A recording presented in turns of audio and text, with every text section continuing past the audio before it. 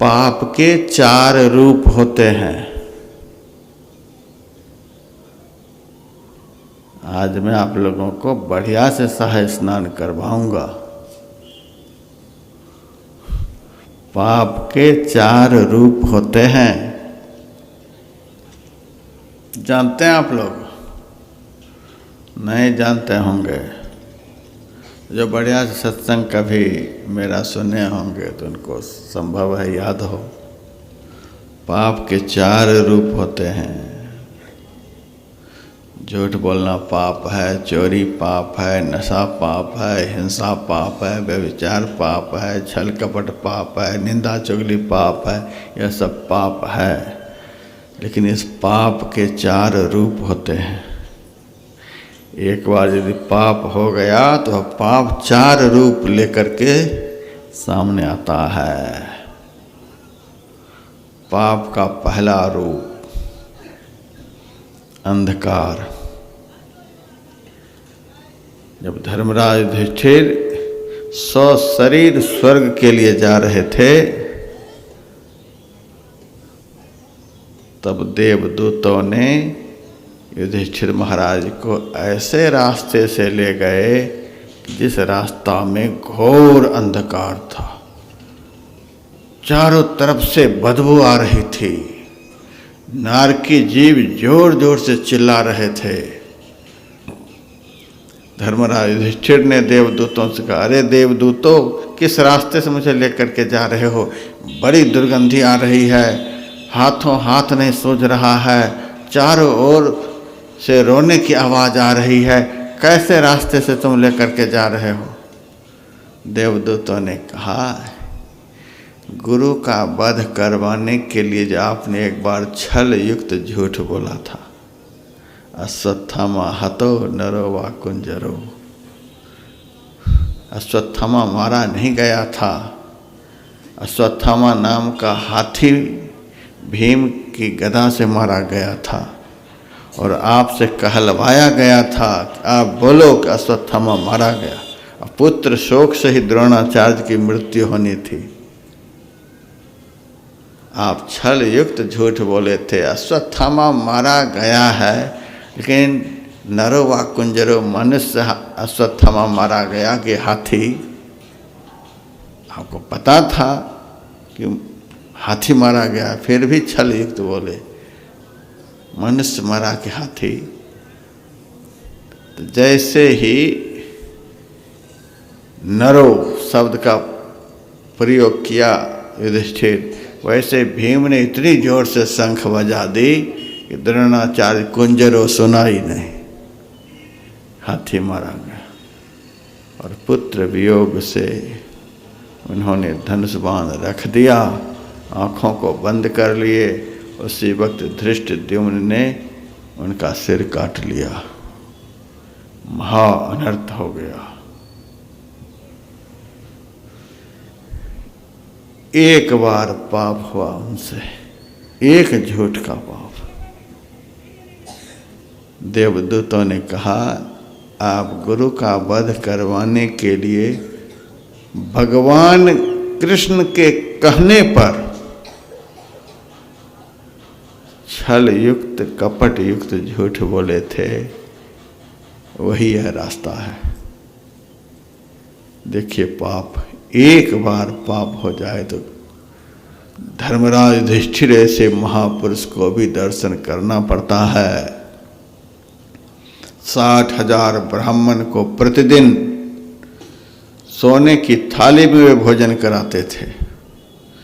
दुनिया में कोई ऐसा तीर्थ नहीं रह गया था जिस तीर्थ में वो स्नान नहीं किया था, तीर्थ देवता की पूजा नहीं की थी। जहाँ अपने से नहीं जा सकते थे, भीम के पुत्र घटोत्कच की पीठ पर बैठकर वह तो उड़ जाता था, राक्षस था, उड़ करके चले जाते थे, तीर्थ करके आते। दुनिया का कोई तीर्थ नहीं बच गया था।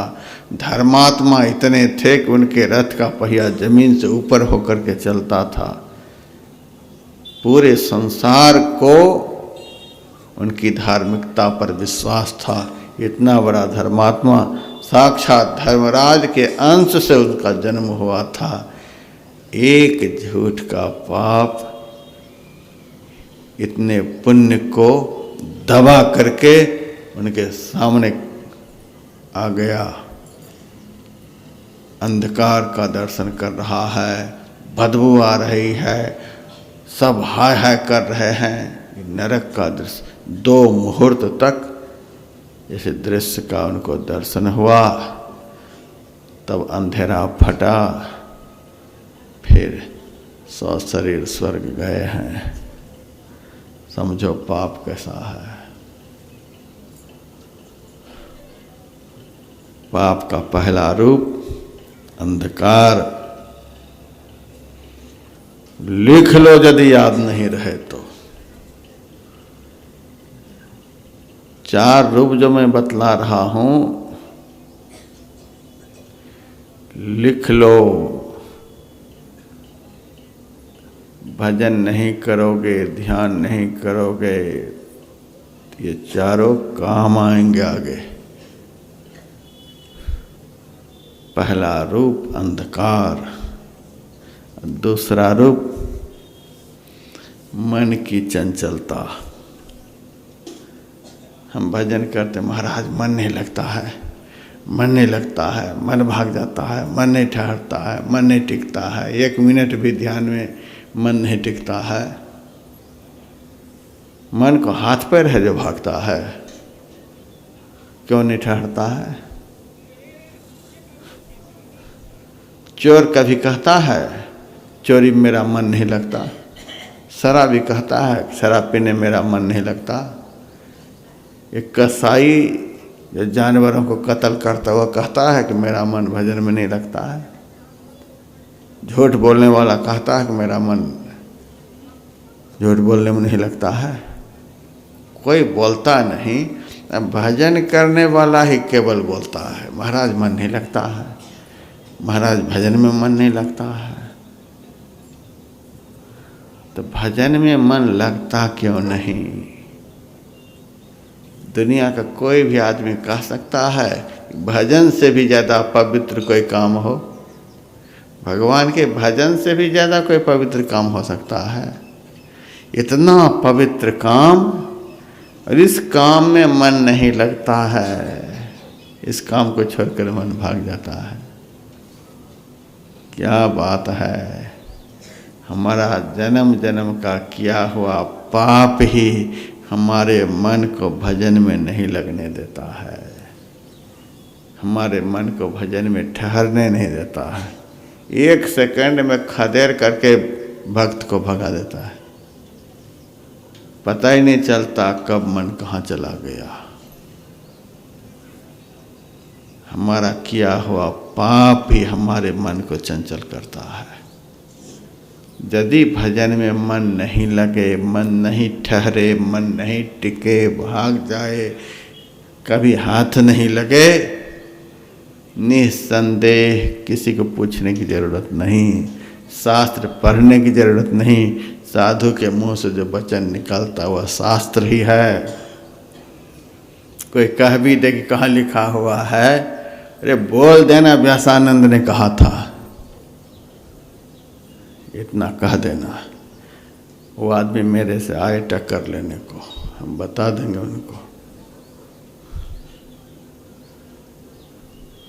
मन नहीं लगता है, मन नहीं लगता। हमारा किया हुआ पाप ही हमारे मन को ठहरने नहीं देता है, टिकने नहीं देता है, स्थिर नहीं होने देता है। किसी की गवाही की जरूरत नहीं। ऐसा अनुभव हो तो समझ लेना कि हमारा पाप खत्म नहीं हुआ। भजन में मन स्थिर हो जाए, ध्यान में मन स्थिर हो जाए, सिमरन में मन स्थिर हो जाए, मन कहीं भी सिमरन छोड़कर नहीं जाए, ध्यान छोड़कर मन कहीं नहीं जाए, ध्यान में ही लगा रहे। यदि गंगा स्नान से ऐसा हो जाता है तो कोई बात नहीं, यज्ञ से ऐसा हो जाता है तो कोई बात नहीं, तीर्थ में जाने मात्र से ऐसा हो जाता है तो कोई बात, जैसे भी ऐसा हो जाए हम आपको खुला छोड़ देते हैं। देख लीजिए कि मन को ठहराने वाला कौन सा कर्म है, कौन सा पुण्य है। यथार्थ में पुण्य वही है जिसके करने से हमारा मन ठहर जाए, मन टिक जाए, इसी को पुण्य कहते हैं। नहीं हवाई मिठाई खाते रहो, पेट भरेगा ही नहीं। पाप का तीसरा रूप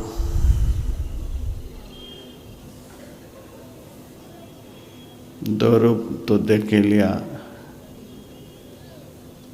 अंधकार, आंख बंद करेंगे कुछ नहीं दिखेगा। दुनिया कहती है, शास्त्र कहते हैं, संत कहते हैं भगवान इसके अंदर में। चलो भगवान बहुत सूक्ष्म है, नहीं दर्शन हो रहा, अपना दर्शन तो कम से कम हो जाए। हम तो इसके अंदर में हैं, आज तक दर्शन हुआ? हमारा रूप कैसा है? यह आत्मा ज्योति स्वरूप है। आत्म ज्योति का आज तक दर्शन हुआ अंदर में? घोर अंधकार। अंधकार पाप का पहला रूप, मन की चंचलता पाप का दूसरा रूप। अब तीसरा रूप, भजन के समय, ध्यान के समय, सत्संग में आने के समय जो अनेक प्रकार के विघ्न उपस्थित होते हैं, यह पाप का तीसरा रूप। खाने के समय बहुत मुश्किल से मोबाइल बज जाएगा, और कोई काम के समय बजे नहीं बजे, ध्यान पर बैठिए, मोबाइल बजना ही है। कोई न कोई आपके सगे संबंधी फोन लगा ही देंगे। मैंने तो पत्रिका में छाप दिया है, रात में 9 बजे से 10 बजे बात करो, और तब भी जब मर्जी तब फोन, जब मर्जी तब। हमने तो फोन रखना ही बंद कर दिया। हमारे साथ में जो रहते हैं वो रखते हैं। ऐसे कोई आवश्यक लोग होते हैं, कोई आवश्यक बात होती है तो 1 मिनट करा देते हैं, फोन ला करके रखते ही नहीं।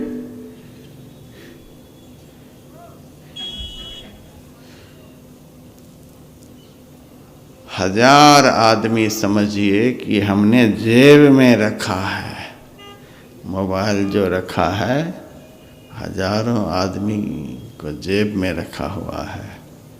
1000 आदमी जिनके जेब में घुसा हुआ है, उसको शांति से बैठने देगा?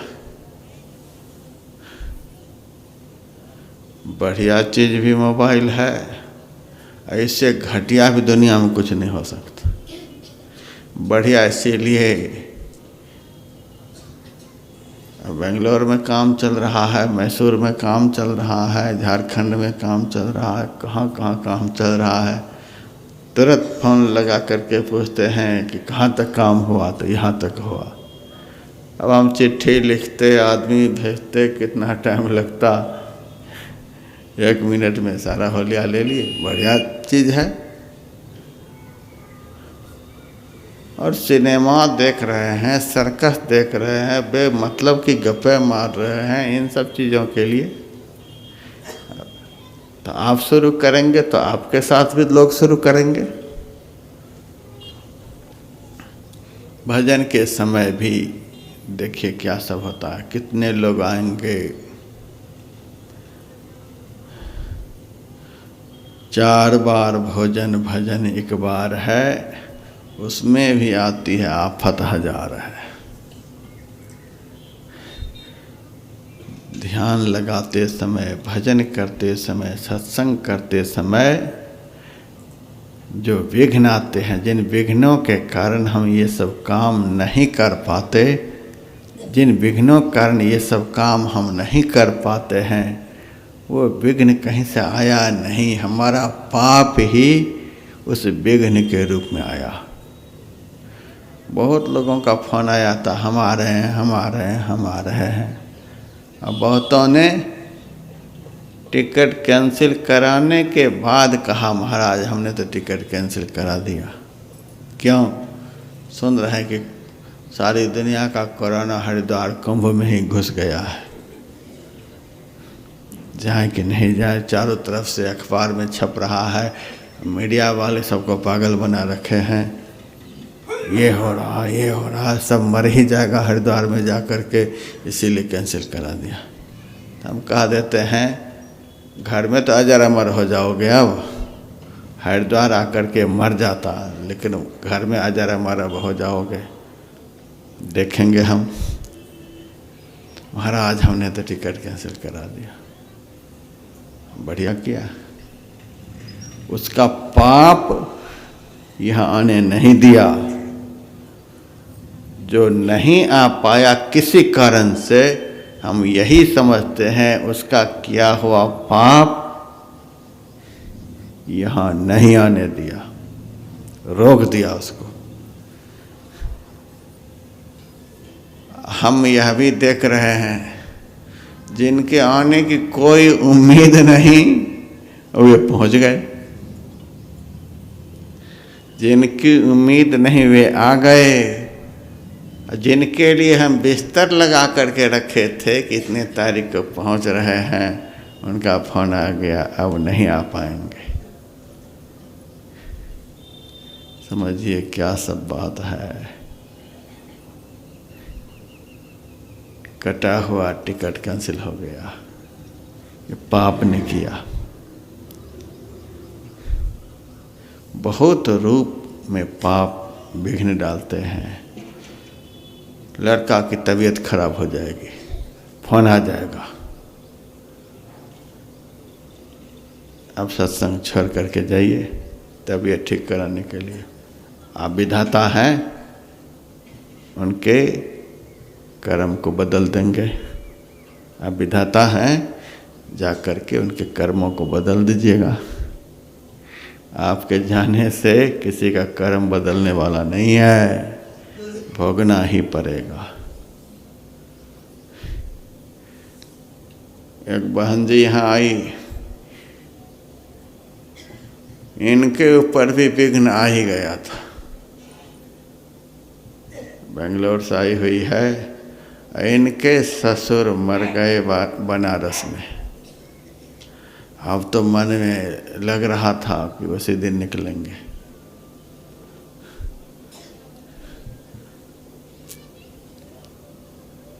मैंने भी कह दिया, मैं सोचा यदि पाप हावी होगा, बहुत किया हुआ पाप होगा, फिर तो हम लाख समझाएंगे तो भी चली ही जाएंगी, तो जो होगा।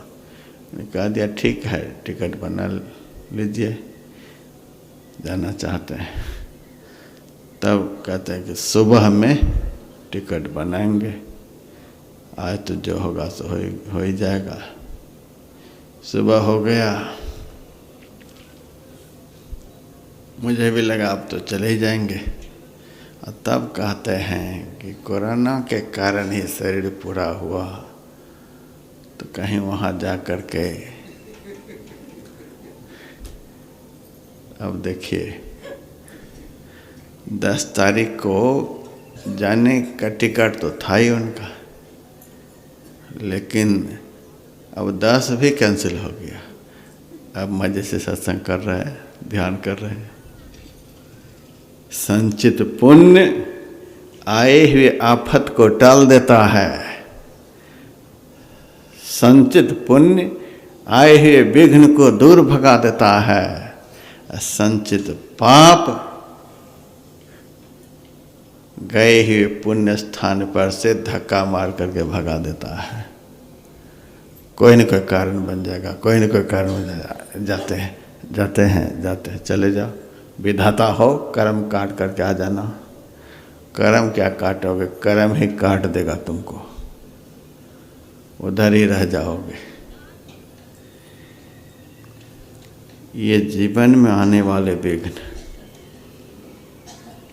ध्यान करते समय, सिमरन करते समय, जाप करते समय, सत्संग करते समय, सत्संग में जाते समय जो विघ्न उपस्थित होता है, जिन विघ्नों के उपस्थित होने पर आदमी ये सब शुभ कर्म नहीं कर पाता है, समझिए उनका किया हुआ पाप रोक दिया, नहीं करने दिया।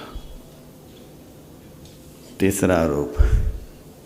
और चौथा रूप पाप का असाध्य रोग।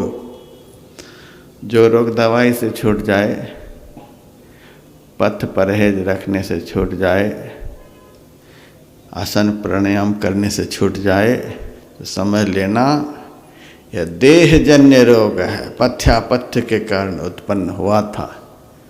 लाख दवाई खाने पर भी, लाख प्राणायाम एक्सरसाइज करने पर भी जो नहीं छूटे, दुख देता ही रहे, समझ लेना यह कर्मजन्य रोग है। सारी दुर्गति करा करके ही वह खत्म होगा। ये पाप का चौथा रूप असाध्य रोग। सिर में बहुत दर्द होने लग जाएगा, पेट में भीषण दर्द होने लग जाएगा, बुखार भयंकर चढ़ जाएगा, ध्यान में मन लगेगा, सत्संग में मन लगेगा। जो असाध्य रोग भजन में मन नहीं लगने दे, ध्यान में मन नहीं लगने दे, सत्संग में बैठने नहीं दे, सेवा नहीं करने दे, वह असाध्य रोग पाप का चौथा रूप है। हम स्नान करके आ गए और हमारा सब कुछ धुल गया, हम निर्मल पवित्र हो गए, यज्ञ किए हमारा सारा पाप स्वाहा हो गया, व्रत किए सारा पाप स्वाहा हो गया, तीर्थ में जा कर के हमारा सब स्वाहा हो गया, दान करने से हमारा सब पाप स्वाहा हो गया, ये मान लेने वाली बात नहीं। जिस दिन ये चारों स्वाहा हो जाएंगे, वही दिन समझ लेना कि हम पवित्र हो गए, निर्मल हो गए। पाप के चारों रूप जो हमने बतलाया है, ये यदि आपके पास नहीं रह गए, तब समझ लेना कि हम निर्मल हो गए, पवित्र हो गए, पाप से रहित हो गए।